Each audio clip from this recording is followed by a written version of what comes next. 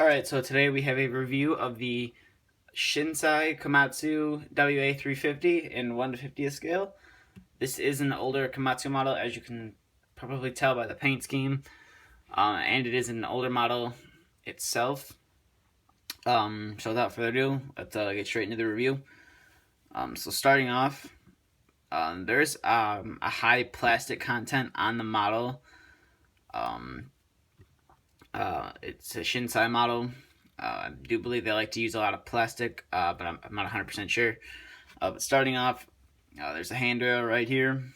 I believe this whole cab part is plastic. You got you got plastic ladders down here. Your headlights are plastic. I believe your fenders are metal, but they could be a hard plastic. I'm not sure, but I believe they are metal.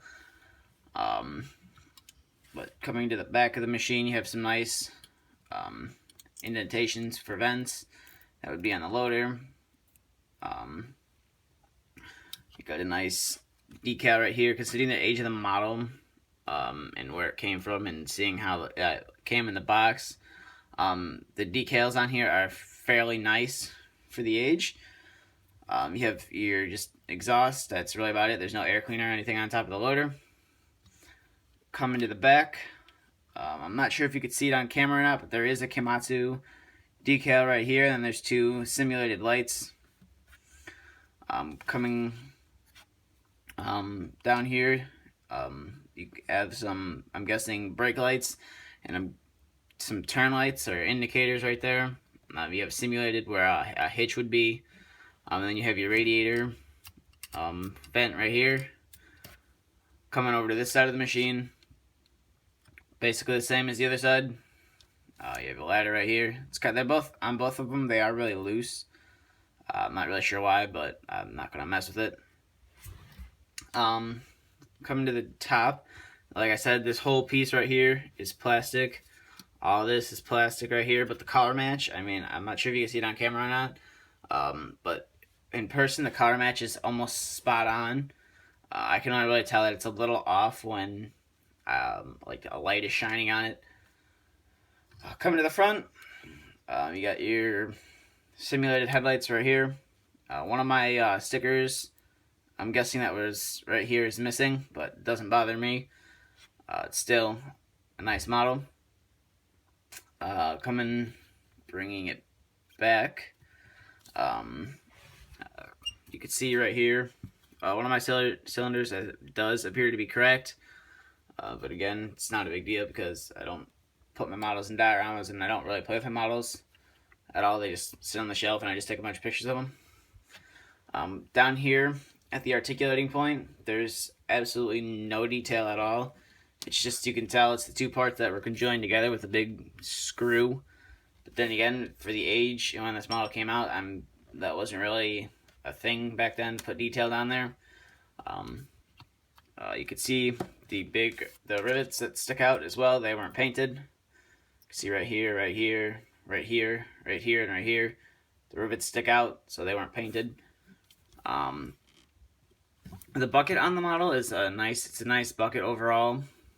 As you can see, you have your guarding, your rock guards, and you have nice teeth on the bucket, nice cutting edge. There's the carry angle for the bucket, and then the cut angle. The cylinders on here are a little loose, but that's the cut angle. But you could bring the carry angle in. Lift height goes up that high. Dump height is there, which is fairly nice. I'll bring it down, and then I'll bring an Oshkosh in right here. I do believe it clears. It does clear the Oshkosh. I'm guessing it's not. This model is not going to clear like a first gear truck or a CT660, but it does clear both versions of the Oshkosh plows. So if you want to show it loading salt or something into the back, it works fairly well. Cylinders, like I said, are a little loose, and as you can tell right there, it tends to fall under its own weight. It's not too terribly bad, but if you're trying to like make a stop motion or something with it, it's obviously not going to hold up, or you're going to try and stiffen the cylinders, which I will not do because one of mine's already cracked. But overall, it's a nice model. As you can see, underside is just no detail at all. It's just screws, and you can see the large pin that they use to connect the pivot points together. There is some detailing on the bottom of the bucket. That's really about it for the underside of the model. The tires on here, they're nice. Got a nice tread pattern on them. I'm not sure if you can see that or not, but they do have a nice tread pattern on them. But overall, if you're looking for an older Komatsu model, I would recommend picking this one up. Or you collect Komatsu models and you're looking to get some loaders, I would pick this one up. Like I said, it's a model that's really not to be played with, since there is a high plastic content on the model. But overall, I would recommend this model to anyone if you're looking for a loader. I'm not sure the price that they run. I haven't really done my research, but I have seen some go from $30 up to $100.